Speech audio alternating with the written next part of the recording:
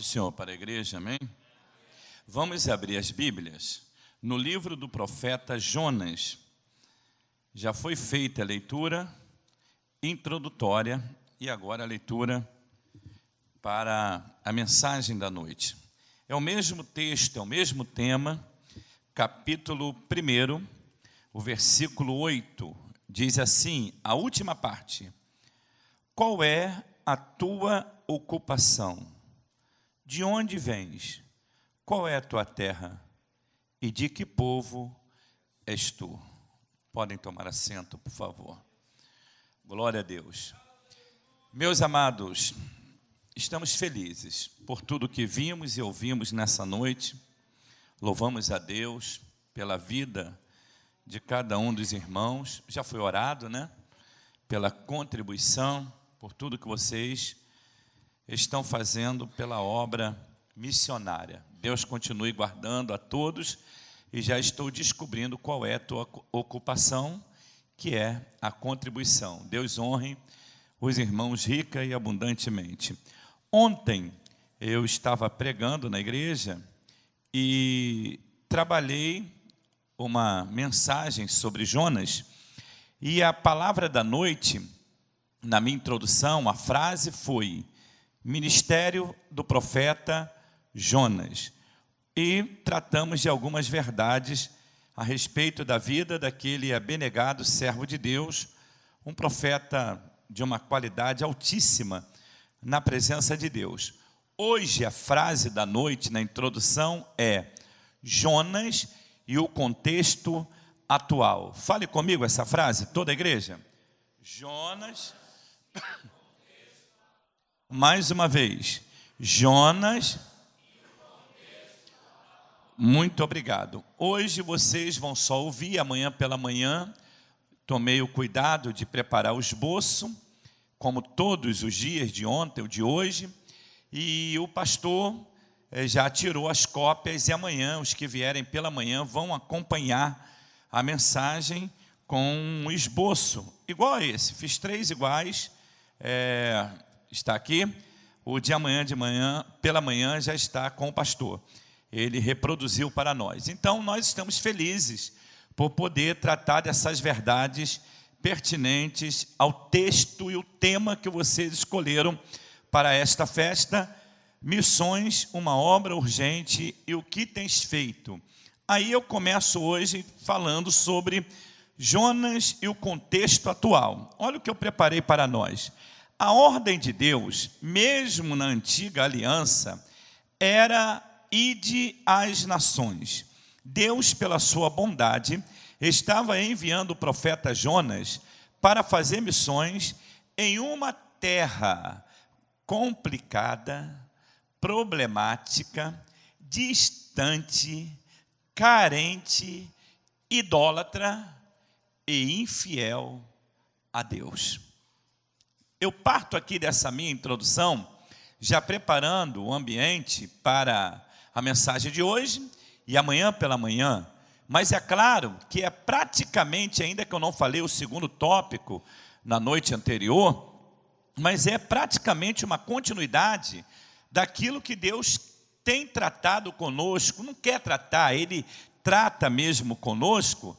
E Jonas, a ideia aqui da minha introdução era... Primeiro é o contexto atual. Nós vamos pegar a história dele e comparar com a nossa história. Nós vamos ver as verdades na vida de Jonas e também no nosso cotidiano. Então, a primeira proposta é o contexto atual.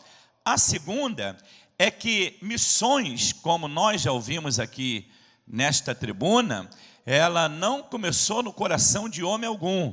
Ela existe no coração de Deus. Se eu for falar sobre isso aqui, claro que não daria tempo, até porque Pedro escreve, pastor, que Jesus, ele é o cordeiro morto antes da fundação do mundo. Então, missões não começou em Gênesis. Missões começou antes de Moisés, antes do Gênesis.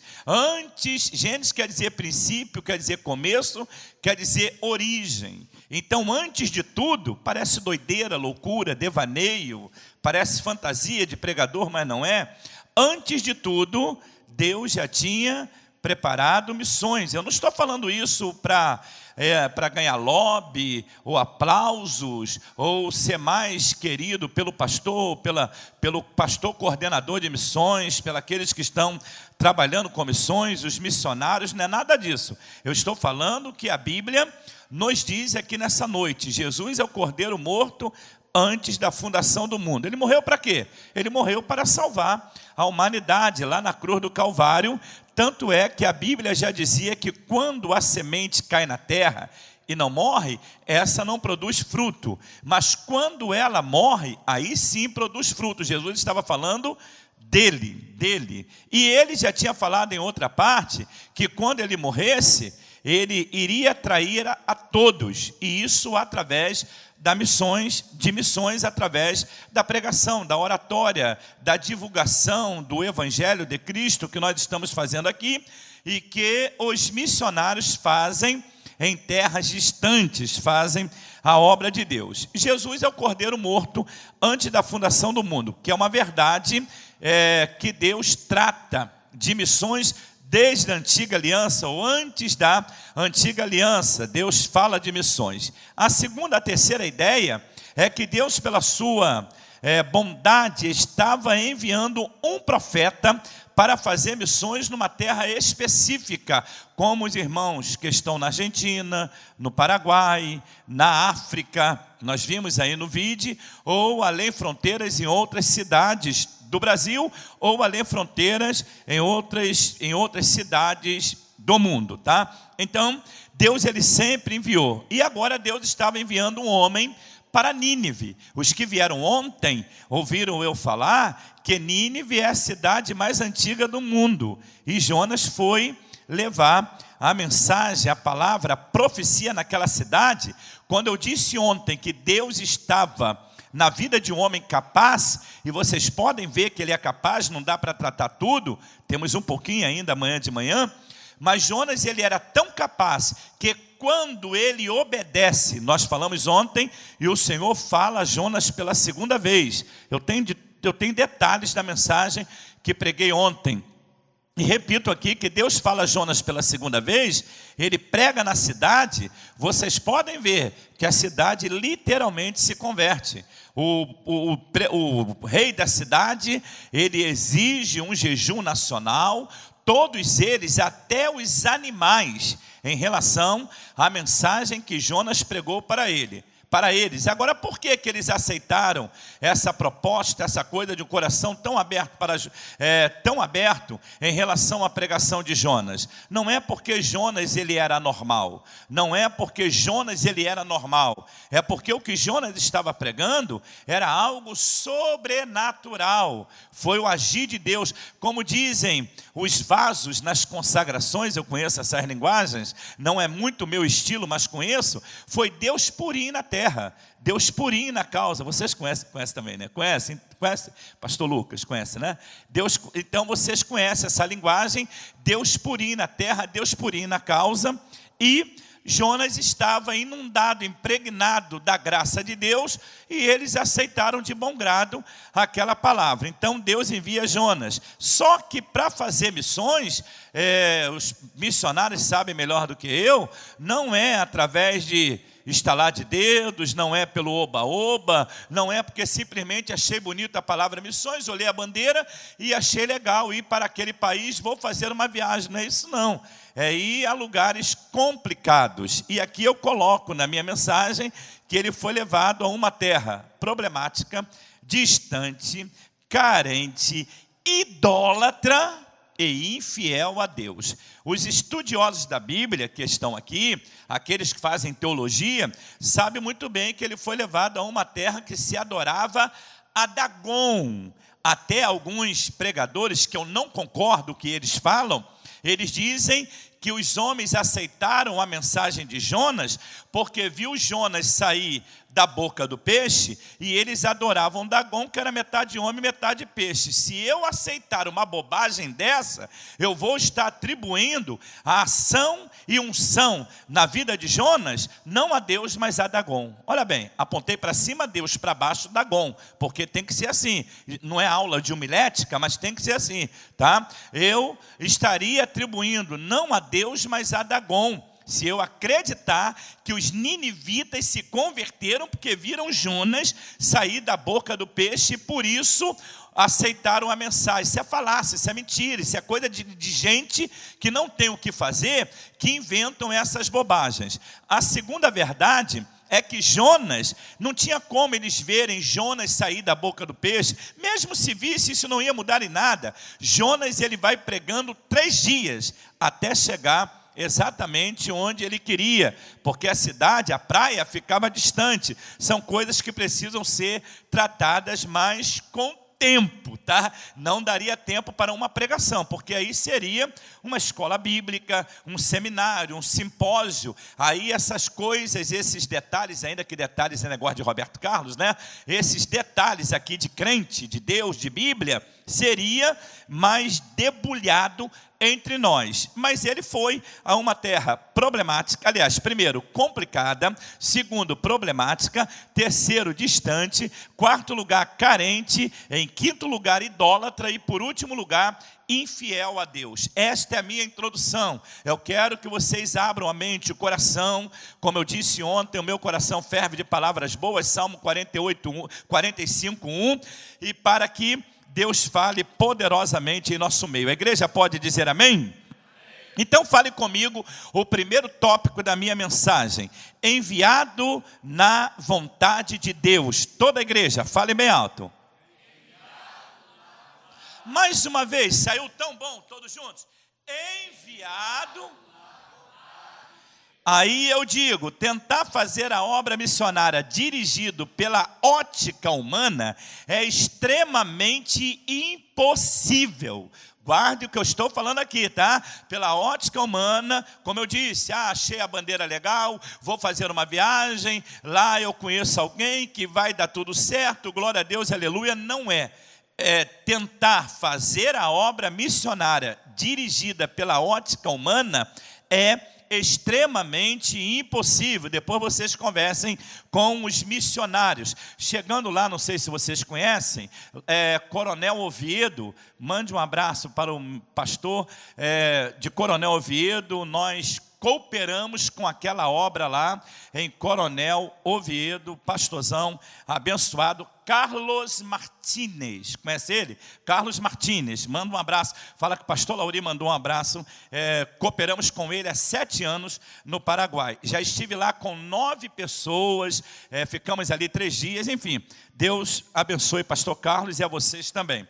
E fazer a obra de Deus, sabemos que não é tão fácil essa obra missionária. Aí eu digo assim na minha mensagem: o que vimos em Jonas? Apenas 3 coisas para definir o primeiro tópico. Hoje eu devo falar um pouquinho do segundo. Então, o que vimos em Jonas? Primeiro, falem comigo, Jonas era nacionalista. Fale comigo. Segundo lugar, Jonas era preconceituoso e extremista. Todos. Fale comigo, Jonas era desobediente.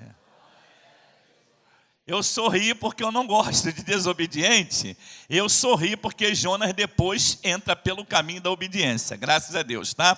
Mas Jonas, primeiro, ele era nacionalista. Onde está isso na Bíblia? Pastor, enviado pela vontade de Deus, um homem nacionalista. É fácil? Olha o que eu digo. Ele sentiu-se contrariado quando Nínive se arrependeu e foi poupada. Isso no capítulo 4.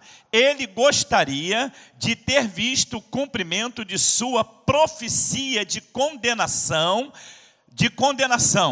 Deus, porém, não concordou com essa atitude. e eu falei ontem aqui, Deus repreendendo a Jonas, tu teve misericórdia da aboboreira e eu não posso ter misericórdia dos 120 mil que não sabe discernir da mão direita para a mão esquerda? Então, Deus não concorda com Jonas, mas ele era nacionalista, ele achava que Deus era Deus só para Israel e mais ninguém. Deus pertencia só à nação de Israel, só o povo hebreu, ele era muito nacionalista. Mas quando eu estou pregando em alguns lugares, que eu lembro de Jonas, eu lembro também, eu uso uma frase, pastor, não sei se ficaria bem colocada aqui, lá no Rio de Janeiro fica prática, tá? E o estilo do Rio de Janeiro é totalmente diferente. Aí eu digo que além de nacionalista, aliás, eu vou dizer aqui para vocês hoje, além de nacionalista, parece que Jonas ele era aquele assembleano que tem que a profecia dele se cumprir. E a profecia, a visão, a revelação, como você entregou hoje aqui no altar, a profecia, a revelação e a visão, queridos irmãos, é para Deus dar livramento. Por exemplo, não vou apontar para ninguém aqui. Por exemplo, olha, Deus me revela, cuidado, que eu vi um acidente muito grave, tá? Com o teu carro, e o carro batia, virava 4, 5 vezes, e você, quem estava no carro junto contigo, se arrebentavam todos, era um sofrimento muito grande e tal. Aí a pessoa pede misericórdia, o pastor levanta a igreja, vamos orar para Deus dar livramento, Senhor, meu Deus, meu Pai, e oramos pelaquela família, porque alguém teve uma visão com ele. Queridos, a visão é para dar livramento. Se Deus a mostrou de antemão, o pastor orou, aquele carro não vai virar, aquela família não vai se arrebentar. Mas a visão de Jonas era a visão como alguns membros de algumas Assembleias de Deus por aí. Contou a visão, vinda da parte de Deus, o pastor orou, a pessoa acreditou, se quebrantou, acreditou na visão e acreditou também no livramento, no milagre, vai todo mundo para casa. Aí a pessoa que teve a visão, espera uma semana, nada acontece, 10 dias, nada acontece, aí começa, e aí Deus, vai cumprir ou não vai? O irmão continua inteirinho, o carro dele está ali, está mais bonito ainda, que ele deu um polimento, o carro vai virar ou não vai? O carro vai se arrebentar todo ou não vai? Essa família vai se arrebentar toda ou não vai? Tem pessoas assim, que quer ver a profecia se cumprir, quer ver a visão se cumprir. Jonas, ele era igual, ele queria profetizar e Deus, desculpa a linguagem chula que eu vou usar aqui, é uma gíria antiga lá do carioca, e Deus passar o rodo geral, matar todo mundo para se cumprir a profecia de Jonas. Aí Deus faz diferente. Eu falei ontem para vocês que o livro de Jonas, o tema do livro é a misericórdia de Deus. O que é misericórdia? A palavra misericórdia quer dizer sentir a miséria de outrem. Deus, ele é assim, ele sente a nossa miséria. E ele está aqui nessa noite. Você pode dizer amém? Aleluia, Deus é assim. Jonas entregou a mensagem. Olha só, que contrassenso se Deus arrebenta com todo mundo. Jonas entrega a mensagem, a nação se converte, o rei jejua, o palácio real jejua, toda a nação jejuou, os animais jejuaram, para se cumprir a profecia de Jonas. Aí Deus manda um tsunami, Nínive, e acaba com todo mundo. Deus não é desse jeito. Deus é misericordioso. Ele sente a miséria de outrem, ele perdoa, ele transforma, ele faz milagre, ele salva, ele tira do pó e ergue a pessoa com autoridade. Você pode levantar as tuas mãos e dizer glória ao nome de Jesus. Jonas era nacionalista.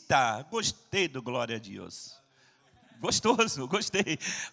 Então, Jonas, ele era nacionalista, ele tinha essa visão, Deus só para ele. Ele queria que cumprisse a profecia, mas dentro do coração dele, ele não vai, não é porque ele era um crente rebelde não, meu irmão. Ele ficou rebelde naquele ato. Uma coisa é o ato, a outra coisa é ser. Ele ficou naquele ato, porque ele sabia que Deus era Deus misericordioso. Deus, eu vou profetizar e nada vai se cumprir. Eu vou profetizar, eles vão se converter, porque Deus está mandando ali, é porque Ele quer fazer um milagre. Quando Deus mandou vocês para lá, é porque Deus queria fazer milagres. Então, Deus quer fazer milagres. milagres, alguma coisa vai acontecer e Deus não vai cumprir o que eu falei.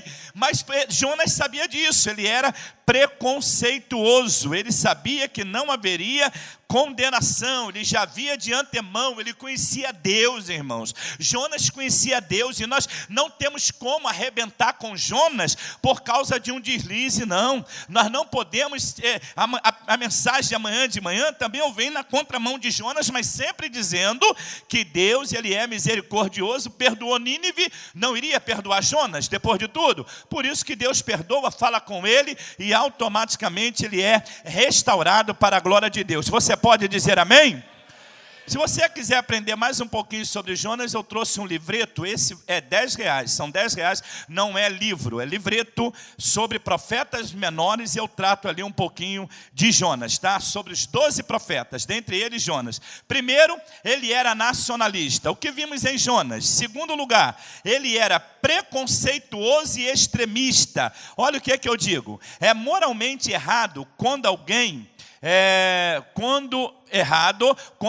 por alguém ser bitolado religioso, que nada pode ver de bom, além da sua denominação, grupo ou nacionalidade. Como é isso, pastor? Primeiro, é bom o homem ter uma visão universal. Segundo lugar, é bom o homem reconhecer que Deus é o Pai de todos os povos. A cabeça de Jonas, por mais que ele foi um grande profeta, mas a visão dele em relação à salvação, em relação a ser filho de Deus, era uma visão preconceituosa e extremista. Era a visão igual dos judeus. Vocês sabem disso. Olha, João Batista, quem escreveu o evangelho de Mateus, foi Mateus que escreveu aos judeus. João Batista, preparando os judeus para a salvação, sabe o que ele prega? Ele vem pregando no capítulo 3, e dentro da pregação ele diz assim: a vós é vindo o reino dos céus, dizendo que não era ele, porque o povo veio de um período catastrófico de 400 anos sem ouvir a voz de Deus. Então a idolatria foi geral em cima dele, pensando que ele era o Messias. Aí ele sai de cena e diz: a vós é vindo o reino dos céus. Isso no capítulo 3 de Mateus. No capítulo 4 de Mateus, Jesus aparece e diz assim: a vós é chegado o reino dos céus. Os preconceituosos judeus, os extremistas judeus, esperavam Jesus com poder e grande glória. João já tinha avisado: vem Jesus e diz, sou eu. Mas eles não aceitaram, porque eles eram preconceituosos, eles eram extremistas. Jamais iria aceitar alguém que nasceu numa manjedoura, vindo no jumentinho. Eles queriam Jesus com poder e grande glória, como diz Ageu, no capítulo 2, quando ele diz assim, que ele vindo desejado das nações.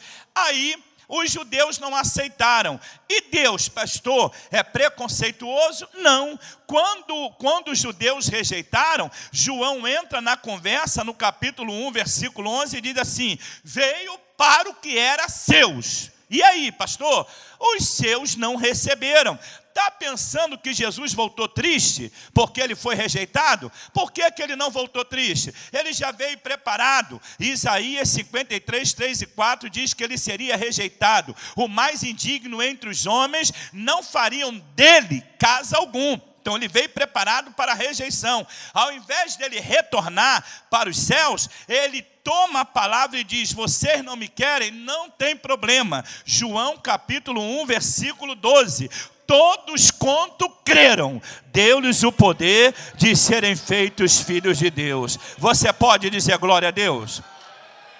Alguém pode falar assim: pastor, mas esse texto tinha que ser para os judeus, porque quem escreveu o evangelho de João, João escreveu para a igreja, e não para os judeus. Os judeus ficaram sem respostas? Claro que não. João avisa, Jesus vem, diz que é eles rejeitam, e Jesus, pastor, retorna triste para o céu por causa da rejeição? Não, a Bíblia diz em Mateus 16, 18, deixa eu usar essa frase, me perdoe, tá? Deus, um desabafo desabafo de Jesus. Como é esse desabafo? Quando os judeus o rejeitam, Mateus 16, 18, é como Jesus dizer assim: vocês não me querem, vocês estão me rejeitando, não tem problema. Mateus 16, 18, ele diz: edificarei a minha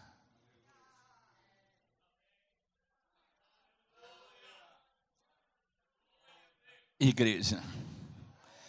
E tem outra coisa, hein? As portas do inferno não prevalecerão contra ela. Vocês não me querem, eles vão me querer. Você pode glorificar ao nome de Jesus? O pastor citou um texto aqui hoje de Isaías, não falou Isaías 6,8, ele falou Isaías profetizou, é 6,8 o texto, quando diz assim um versículo: eis-me aqui, envia-me a mim.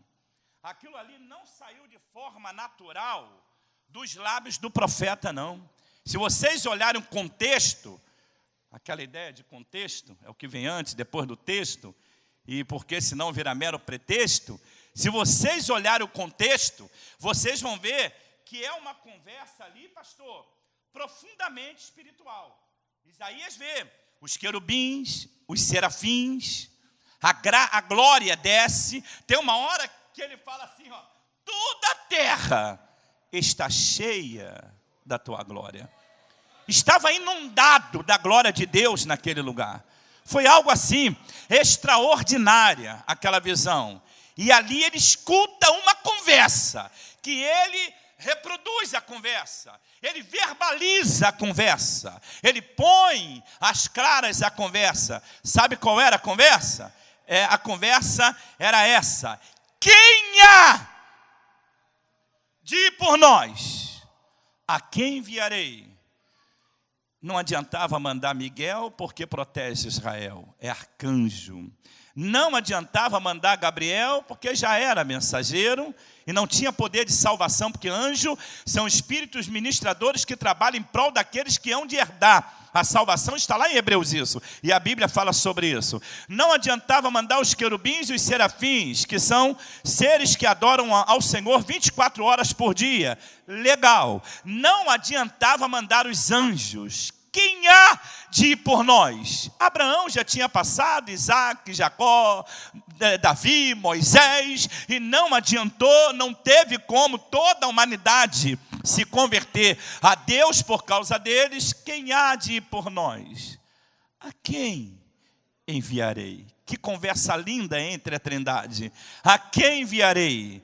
Aí ele se prontifica 700 anos antes dele nascer, Isaías 6:8, e há aquela conversa naquele âmbito espiritual, e ele ouve aquela voz: eis-me aqui, envia-me a mim. Eu vou acabar com todo o preconceito. Eu vou acabar com todas essas coisas, essa separação. Porque não adianta. Se vocês querem entender melhor sobre isso, é uma outra merchandising. Essa é sem querer, tá? Compre ali o meu livreto, As 7 Dispensações da Bíblia, que eu falo da inocência, consciência, governo humano, patriarcal, lei, graça e milênio. Fale comigo: inocência, consciência, governo humano, patriarcal, lei, graça e milênio. Fale comigo: inocência, consciência, governo humano, patriarcal, lei, graça e milênio. Todos comigo: inocência, consciência, governo humano, patriarcal, lei, graça e milênio. Pegou? Não, então fala: inocência, consciência, governo humano, patriarcal, lei, graça e milênio. Para entender isso aí é uma coisa muito boa para a vida de todos os obreiros. É um livretinho, R$10 só, tá? É um livretinho. Depois vocês procurem livros, R$30. Mas esse livreto, eu falei, a primeira é missionários, inocência. Fala, inocência. A inocência fala da criação do homem até a queda do homem lá no Éden. Logo depois vem a consciência. Fala em consciência. Consciência fala da queda até o dilúvio. Fale comigo: governo humano, vai do dilúvio até a Torre de Babel, onde houve a confusão das línguas. Aí acaba essa dispensação. Mas Deus não desampara o seu povo. Missões, irmãos, é uma coisa extraordinária. O que Deus faz? Deus chama Abraão e lhe faz promessa. Então falem, patriarcal.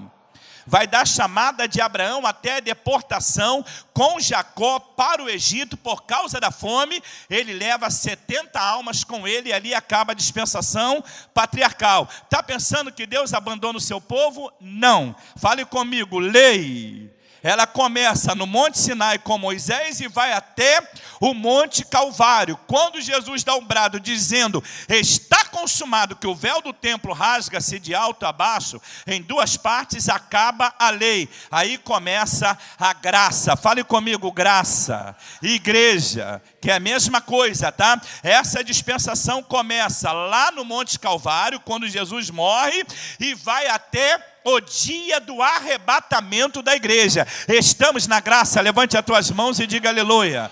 Aí depois da graça vem a dispensação do milênio. Após o arrebatamento, aí tu tem que comprar o meu livro de escatologia bíblica, como disse o pastor. Aí entra os 7 anos de grande tribulação, e depois da grande tribulação, Jesus virá com poder e grande glória, por causa do tempo, olha só, para se cumprir Zacarias 14:4, Zacarias 14:8, Ezequiel 47, Joel 3:2, Joel 3:18, Judas versículo 14, que diz, e deste profetizou também Enoque, o 7º depois de Adão, eis que é vindo o Senhor com milhares dos seus santos. Olha que coisa linda. A igreja que foi arrebatada no dia do arrebatamento, 7 anos depois, ela vem com Jesus com poder e grande glória para dar livramento a Israel. Tu pode dar um glória a Deus aqui nessa noite?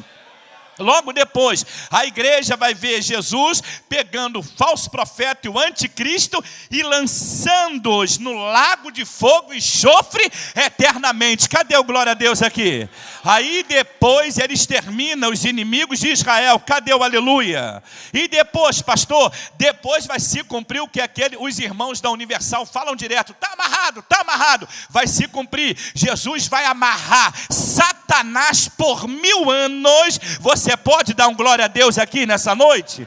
E por último lugar, ele vai impetrar o milênio na terra. É a última dispensação. Vai da manifestação de Cristo em glória até o juízo final. Um livretinho, eu falo da criação do homem até o final. O que é isso? É missões no coração de Deus. É Deus enviando dispensações para tratar do homem. E dentre elas, ele envia Jesus. Quando ele envia Jesus, sabe por que ele enviou Jesus? Porque o casal desobedeceu a Deus no Éden, e ali houve uma separação entre Deus e o homem. É isso, pastor? É. Pode ver, Adão quando peca, ele se esconde de Deus e fala, ouvi tua voz soar no jardim e temi porque estava nu. Houve uma separação. E onde está essa separação? Isaías 59, 1 e 2 diz que os vossos pecados fazem divisão entre vós e o vosso Deus, e Deus não queria estar separado desse povo. Deus, ele quer estar junto com o povo. E o que ele faz? Ele manda Jesus, e Jesus em João 10 diz, eu sou a porta.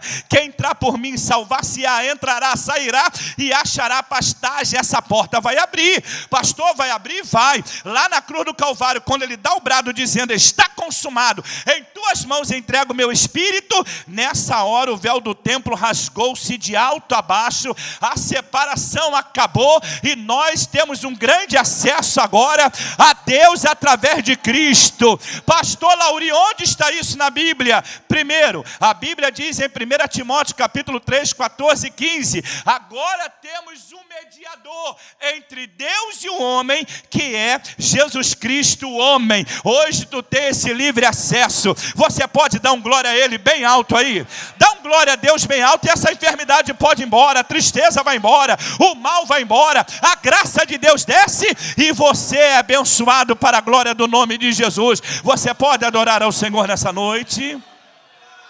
Pastor Lauri, mas é tão difícil, parece que inventaram. Não sei de onde os pregadores tiram tantas bobagens. Pega um culto que Deus quer falar com o povo quer ouvir, mas ele quer ver logo barulho, aí começa, oh aleluia, vê só como é que muda, oh aleluia, nesta noite eu declaro, eu determino, eu profetizo, recebe! Essas doideiras que tem por aí, não precisa disso.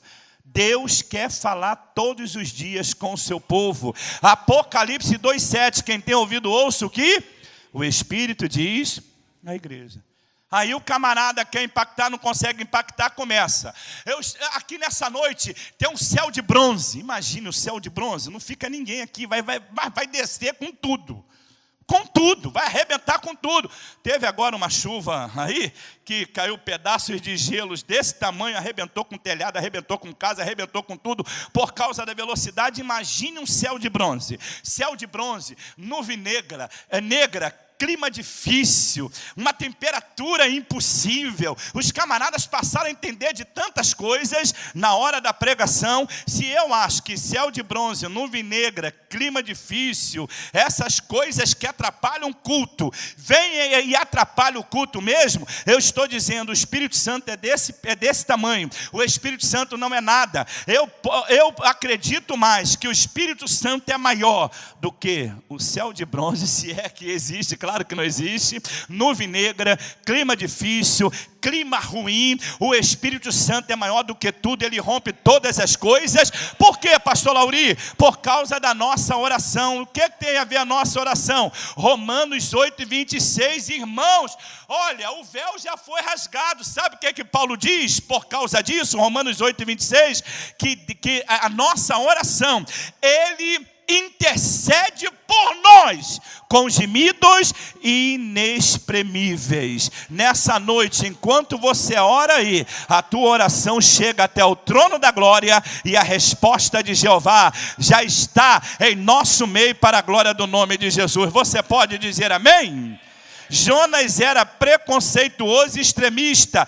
Deus não era só para eles, ele é para nós também. Ele está aqui, ele não era só para eles, ele é para nós. E onde está isso na Bíblia? Hebreus capítulo 13, versículo 8. A Bíblia não diz que ele era, a Bíblia não diz que ele será, a Bíblia diz que ele é o mesmo ontem, hoje e eternamente. Pastor Lauri, ele está aqui? Claro que está. E onde está isso na Bíblia? Mateus capítulo 18, versículo 20. Onde estiverem 2 ou 3 reunidos em meu nome, eu estou no meio. Pastor, mas um versículo só, como disse o pastor, não dá para fundamentar uma doutrina. Tem que ter mais de um texto, senão vira mero pretexto de pregador, até heresia. Como ele falou, e é uma verdade. Eu falei numa convenção aqui há muito tempo.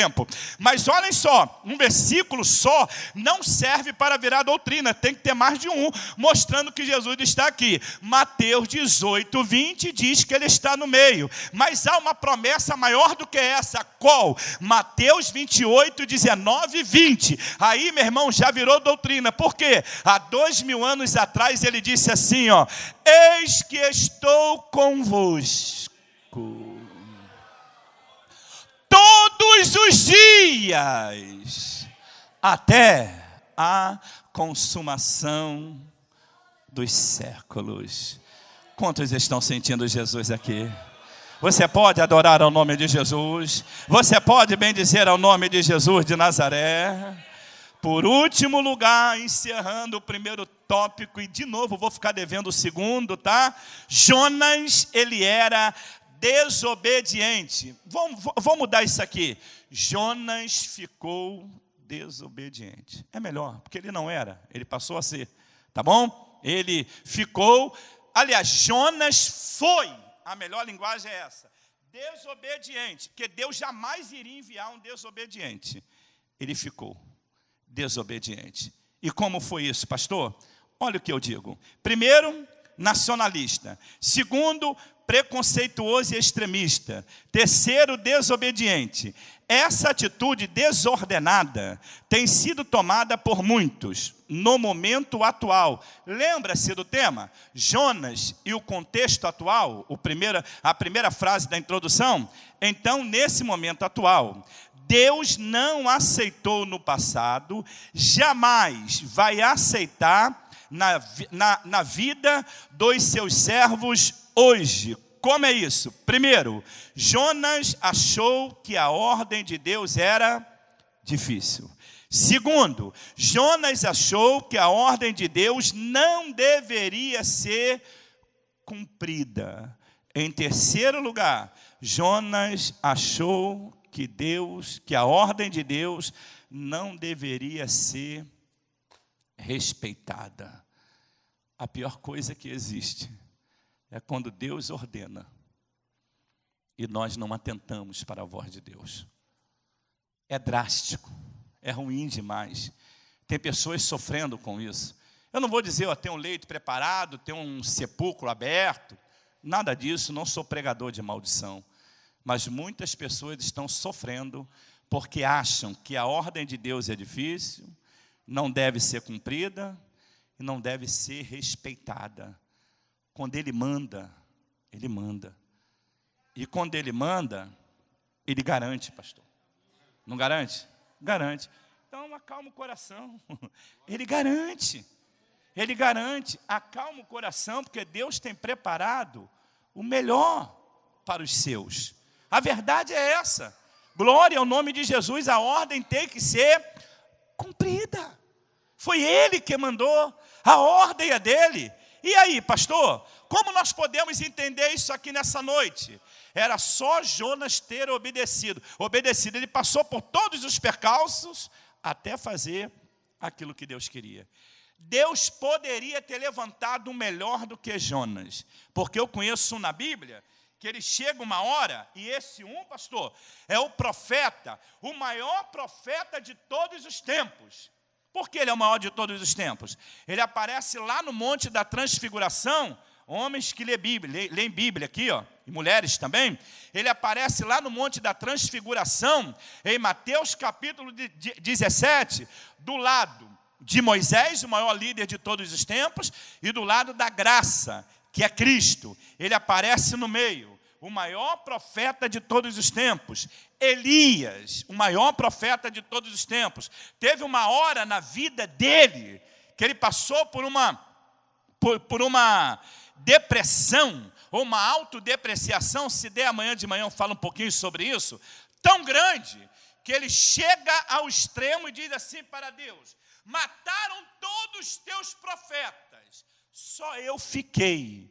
Aí ele é obrigado a ouvir da parte de Deus o seguinte: tu não está só, eu reservei 7.000 que não dobraram os seus joelhos para Baal. Ele tornou-se extremista, só eu fiquei, e Jezabel procura a minha vida para tirá-la. Quando ele fala só eu fiquei, aparece ali um pouquinho de arrogância na linguagem dele. Aí Deus o trata do mesmo jeito que ele tratou com aquela palavra em relação a Deus. Só eu fiquei. É como dizer, só tem eu. Primeiro Deus fala, tu não está só. Agora chega o momento corretivo de Deus para ele. Tu está só? Só tem você? Não tem mais ninguém? Você é o capaz, você é o excelente. Não vou tirar teu mérito não, tu é muito bom. Tá bom? Só estou dando uma interpretação a vocês. Vocês são excelentes. Você é o camarada. Lá no Rio eu falava, é o cara da hora. Lá outra linguagem, né? É o cara da hora. Ah, é? Você, não tem ninguém. Só sobrou você. Aqui, vou te ensinar um negócio, Elias. Levanta-te. Teu ministério ainda está de pé. Eu estou te levantando. Levanta-te. Olha, irmão, só unge, pastor, quem tem unção. Quem não tem unção não unge. E Deus mostra isso para ele. Tu tem unção. Levanta-te. Unge a Azael, rei da Síria. Tu tem ministério. unge a Jeú, rei sobre Israel, capítulo 19 de 1 Reis, isso lá dentro, saindo da caverna, unge a Azael, rei da Síria. Agora tu disse, que só tem você, né? Já estou dizendo, o teu tempo está acabado e a obra não para. Eu sou um Deus missionário, a obra não para. Unge esses 2 reis que eu estou mandando, só tem você, unge. Que coça de Deus para o profeta. Eliseu, profeta, em teu lugar. Nunca mais vai dizer que só tem você. Deus tem sempre um que vem atrás. E nessa noite Ele está levantando pessoas aqui para a glória do seu nome. Levante as tuas mãos e adore ao Rei aqui em nosso meio. Levante as tuas mãos e adore ao Rei aqui em nosso meio. Estão sentindo mesmo a graça de Deus aí? Deus tem sempre alguém capaz, meu irmão. E vai usar você para levantar o outro melhor do que você. Que doideira! Que coisa maravilhosa! Elias entende e faz o que Deus mandou. Eliseu entende no último momento de Elias com ele. Eliseu lembra isso para Elias. Onde, pastor? Na hora que Elias vai ser tomado, ele olha para Eliseu. Vou usar as minhas linguagens, tá? A minha linguagem. Tu é um carrapato espiritual. Tu saiu comigo, capítulo 2, versículo 1 até o 11, de 2 Reis. Tu saiu comigo de Gilgal, foi a Betel. Em Betel, podia ter ficado em Betel, casa de Deus, não quis ficar. Foi até Jericó, lugar de fragrância, e não quis ficar. Veio comigo até o Jordão, atravessou o Jordão comigo. Rapaz, tu é um carrapato espiritual. Olha, eu vou te liberar, mas na mente de Eliseu, eu ainda tenho uma palavra para ele. Eu vou lembrar daquela conversa com ele lá na caverna. Como é que eu vou lembrar? É fácil, quer ver? Aí Elias olha para ele, desculpa a linguagem que eu vou usar aqui, tá? Cai na bobagem de fazer uma pergunta a um homem que estaria tomando o seu lugar. Elias foi o maior dos profetas. Aí ele pergunta a Eliseu, já que tu passou pelo crivo, agora eu vou te fazer uma pergunta. Eu vou te fazer uma pergunta. Pede-me o que quiseres e te será feito. Aí, como Deus já tinha falado, vou ungir um Eliseu, profeta, em teu lugar. Chega a hora de Eliseu falar. A última mensagem para Elias foi a de Eliseu. Sabe o que Eliseu pede? Que haja porção dobrada do teu espírito sobre mim. Era como dizer, tu fez um milagre, eu vou fazer 2. Tu fez 2 milagres, eu vou fazer 4. Tu fez 3, eu vou fazer 6. Tu fez 4, eu vou fazer 8. Tu fez 5, eu vou fazer 10. Tu fez 6, eu vou fazer 12. Tu fez 7, eu vou fazer 14 milagres. Eu quero a porção dobrada de teu espírito. Aí Elias cai em si e diz, coisa dura me pediste. Se tu vê, quando eu for tomado de ti, tu recebe. Se não vê, não recebe. E os 2 andando e falando, versículo 11, veio um carro de fogo com cavalos de fogo, separou um do outro, e Elias foi tomado ao céu no redemoinho. Quando ele foi tomado, ele deixa cair a capa. Eliseu pega a capa e grita para Elias, como dizer, eu vi, então eu quero. Aí Eliseu ele fala assim, carros de Israel e seus cavaleiros. Era como dizer, Elias, eu vi. Na hora que ele pega a capa, vai até o Jordão, toca no Rio Jordão. O Rio Jordão se divide em 2 partes. Os filhos dos profetas, versículo 7, que estavam de longe, gritaram, o espírito de Elias repousa sobre Eliseu. Deus tem sempre alguém maior para fazer a obra dele. Levante as tuas mãos e adore ao nome de Jesus. Estão sentindo a graça de Deus aqui? Deus poderia levantar outro, mas Ele quis levantar Jonas, Ele quis tratar de Jonas, Ele quis cuidar de Jonas, e Jonas foi fazer o que Deus mandou. Que pena, não dá para entrar no segundo tópico, mas uma coisa eu quero dizer nessa noite, Deus está tratando de nós aqui, e em nome de Jesus, nós vamos ficar até o momento que Deus determinou, nem antes e nem depois. Quem cuida dos filhos é Deus. Deus já tem preparado coisas maiores, coisas excelentes. Deus tem preparado campo de trabalho que nós nem imaginamos, para a glória do nome de Jesus, porque é Ele que cuida de nós. Nós não vamos arredar o pé nem um minuto à frente, nem um minuto minuto atrás, vai ser no tempo exato, aquilo que a teologia chama no grego de kairos, é no tempo de Deus. O tempo de Deus precisa ser respeitado, e em nome de Jesus, hoje nós vamos sair daqui diferente, para a glória do nome do Senhor. Você está sentindo a graça de Deus aqui? Você está sentindo a graça de Deus aqui? Então, bem alto, levante as tuas mãos e glorifica o nome de Jesus. Uma obra urgente, o que tens feito, missões, irmãos, é essa obra urgente que nós temos feito. Levante as mãos e adore ao nome do Senhor, adore ao nome de Jesus, adore ao nome de Jesus.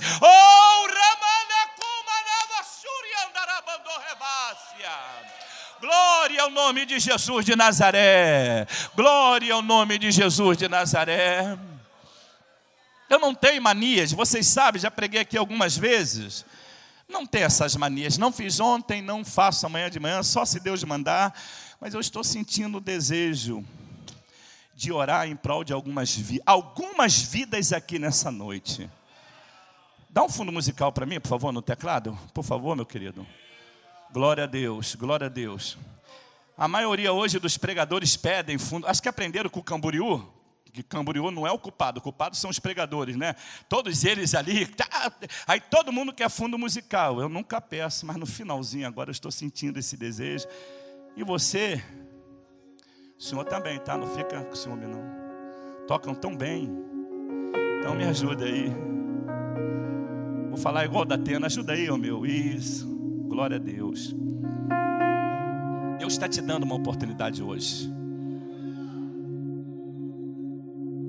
Chegamos a novembro, né? Tem pessoas que pensam assim: não vejo a hora de chegar a dezembro, o pastor nem sabe. Não quero mais nada com o círculo de oração. Não quero mais nada com missões. Não quero mais nada com adolescentes. Nem pensar. Não quero mais nada com mocidade. Não quero mais nada com as irmãs. Coral, estou fora. Vou fazer o meu livro, Lamento de Israel. Vou fazer igual os judeus, eles foram obrigados lá em Babilônia. Vou pendurar minhas harpas no salgueiro.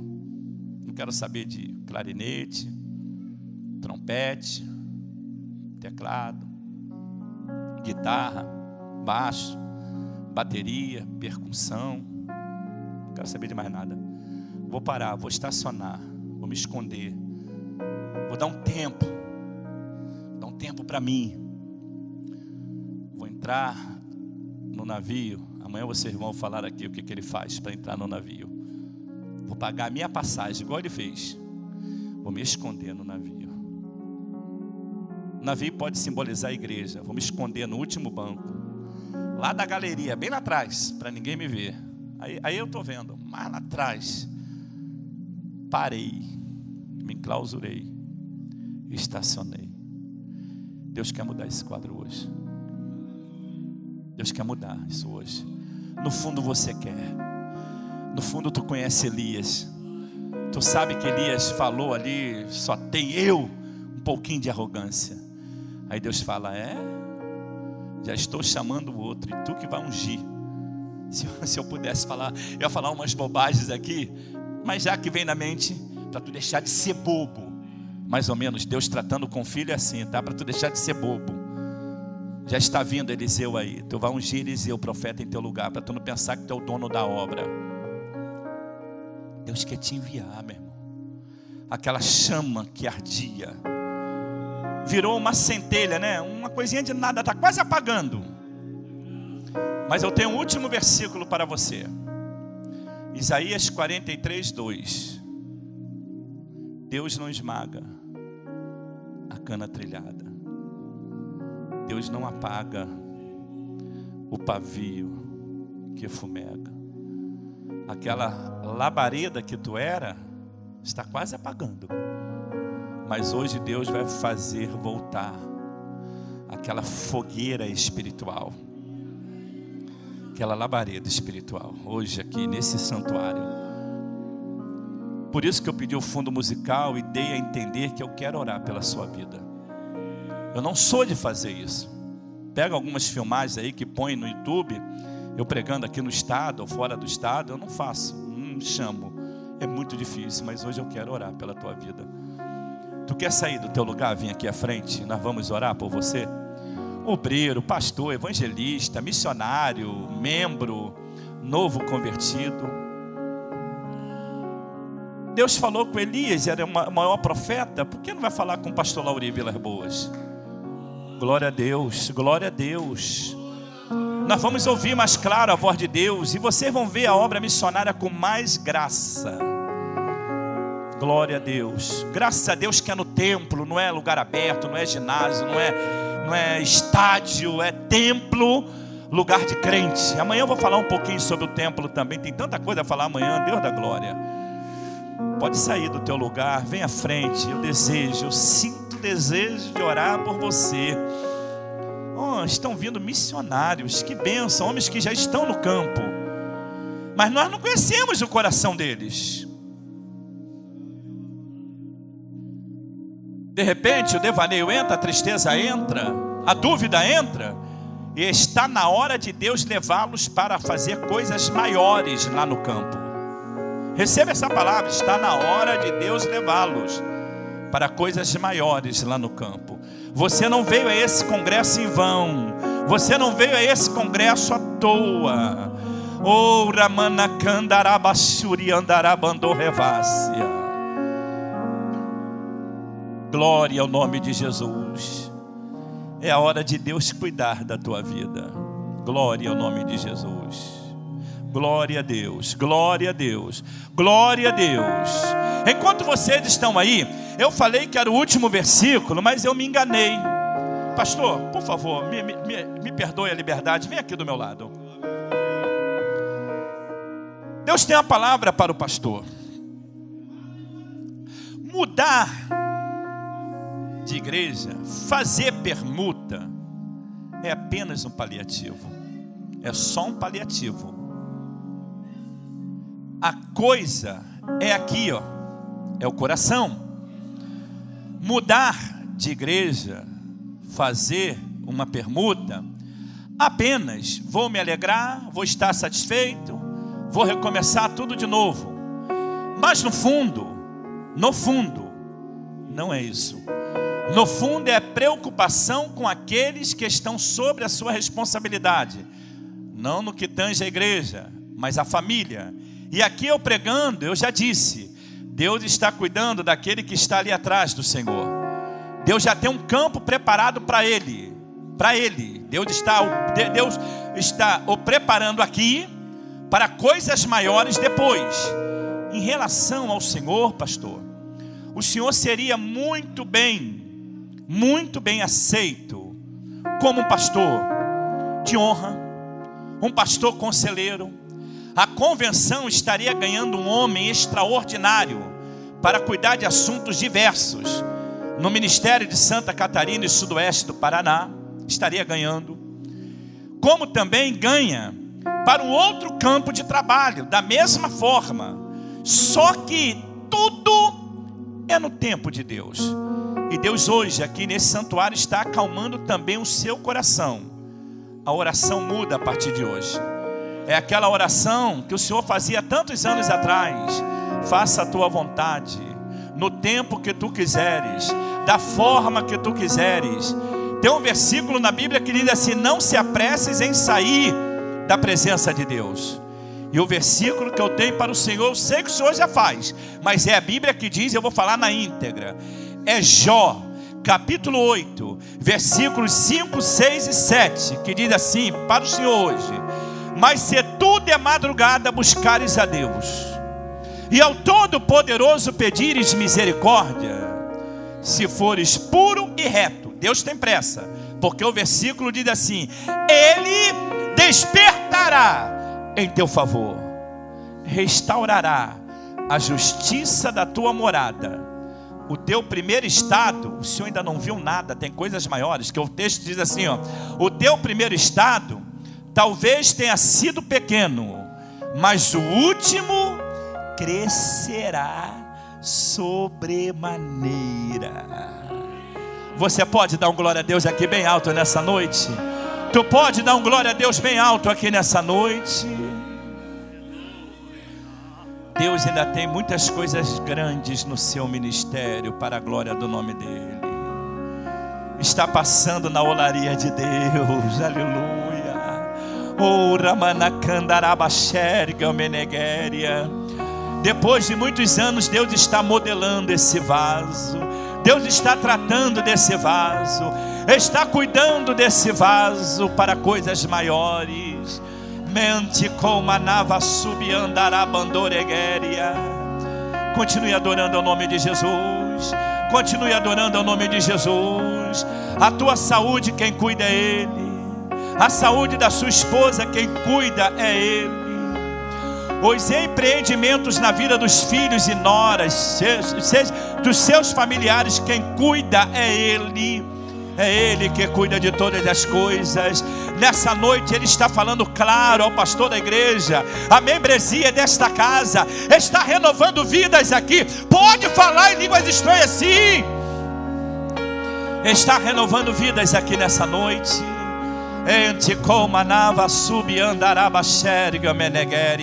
Está renovando missionários, obreiros. Esta seara a partir desse congresso muda. E Sara muda para a glória do nome de Jesus. Um avalanche espiritual vai estar passando sobre esta igreja. Com esta igreja. Oh, aleluia. Deus está levantando os vasos nessa igreja. Mente alamanda comanassi andarabashéria. Amado Deus e eterno Pai, aqui se encontram os teus filhos queridos, que de bom grado vieram à frente para receber oração. Em nome de Jesus, vai entrando agora com providência. Em nome de Jesus, renova agora. Isso. Agora, Jesus, é agora. Renova agora esses vasos. Enche os teus filhos do teu espírito. Oh, Ramanacomanassi andarabasherga meneguéria. Enche a tua igreja da tua graça. Ministra a tua unção sobre a vida de cada um deles. Seja com eles, abençoando-os, guardando-os, inundando do teu espírito e das tuas promessas. Em nome de Jesus. Você pode só glorificar ao nome de Jesus agora. Só glorificar ao nome de Jesus agora. Se sentir vontade de falar em línguas estranhas, pode falar também. Entre alamanda